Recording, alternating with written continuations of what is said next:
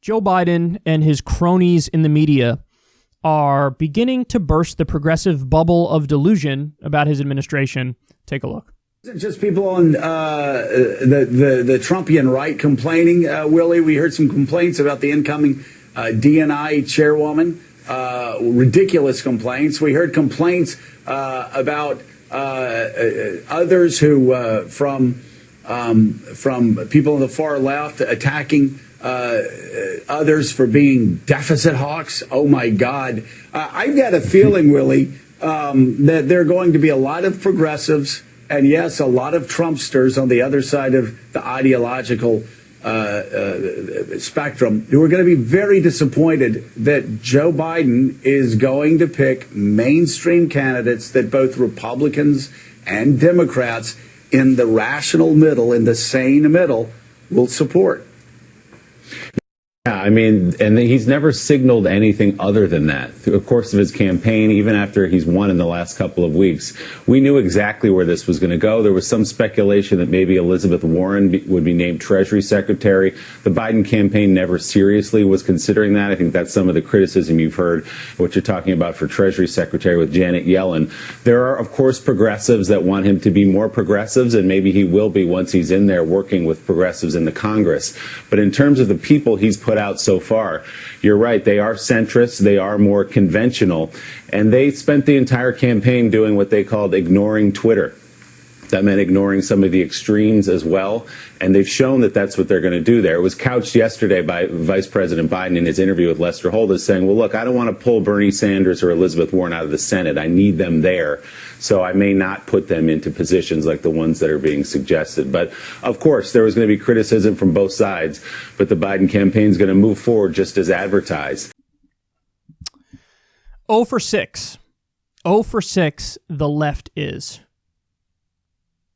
when it comes to cabinet appointments. 0 for 6. 0 for 6. And the other day, as he alluded to here, Biden was like, yeah, I'm not going to take anybody out of the Senate. Even though Bernie really wants to be labor secretary, and he's been campaigning for it, and he has assurances that whoever's picked for his Senate seat will be a lefty. They've given assurances on that front. And even then, Biden says, I'm not going to take anybody out of the Senate. So that means Warren, Bernie, no chance for you to get into the administration. And then also, he sort of swatted aside the idea as well of like Congress people. So like Ro Khanna, for example. He's somebody who ideologically is more in alignment with Bernie, but has connections with that corporate Democrat world, in good graces with them. So theoretically, Ro Khanna could be somewhere in the administration. Biden's out there like, I don't know about that. I do not know about that. So here we are, man. Here we are. We warned you about it, that you had to demand extractions from them. You had to force them. It had to be part of your deal up front, Bernie. You had to sit down with Joe Biden and say, listen, I'm not going to drop out. Or when I do drop out, if I do drop out, I'm not going to campaign for you. So my 30% block, who knows if they'll support you, unless you meet these demands. Here's my list of demands. And he would have made a deal with you. He wouldn't have given you all that you wanted, but he would have done some of the things. One of those things you could have said, I want to be labor secretary. If you made that a condition up front, he probably would have had to accept it. But you didn't make that a condition. You dropped out, you gave him every single thing that he wanted, and then he spit in your eye in return.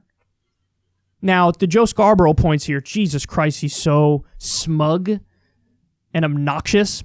He brings up the rational, sane middle. Look at the assumption is, it's always sane and rational here in the middle. No, because you're talking about the middle in the DC swamp where you're full of corporatist elitists. Being in the middle of that is nothing to be proud of. Being in the middle of that is actually kind of pathetic. Because you know what that means? He just represents business as usual and the status quo. The military-industrial complex and Wall Street goons. That's the middle that Joe Scarborough is referring to. And Scarborough attacks what he calls the far left for attacking deficit hawks. Joe, are you so stupid that you don't understand what that label entails? It doesn't just mean like, they want balanced budgets.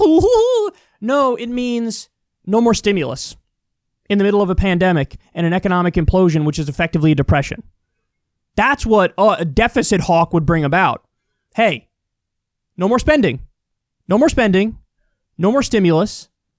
Let's prioritize balancing the budget over families in desperate need of aid. That's what that means, Joe. But maybe he does know that. Maybe he does know that and he doesn't care because he's comfortable. He's fine. But he's scoffing at the idea that, the left is against some deficit hawk being put out. Of course, the left. Austerity is incredibly damaging, especially at a time like right now with a pandemic and a depression. The last thing you should ever do is austerity. And it looks like Biden's lining up people who believe in austerity. So Joe Scarborough is happy, but the left is pissed. And he's trying to portray it as like, you got crazy far lefties and crazy far righties who are going to go after Joe, but Joe's right about this stuff. No, he's not. Joe is status quo. Joe is business as usual. Joe is going to do the same things that are going to lead to the rise of the next Trump, where a new fake populist on the right rises to power, because Joe's not swinging for the fences and not being like FDR, not being a social democrat. And it's also because morons like you cheer this on. Morons like you're a moderate Republican. Joe's effectively a moderate Republican. That's why you love him. That's why you support him.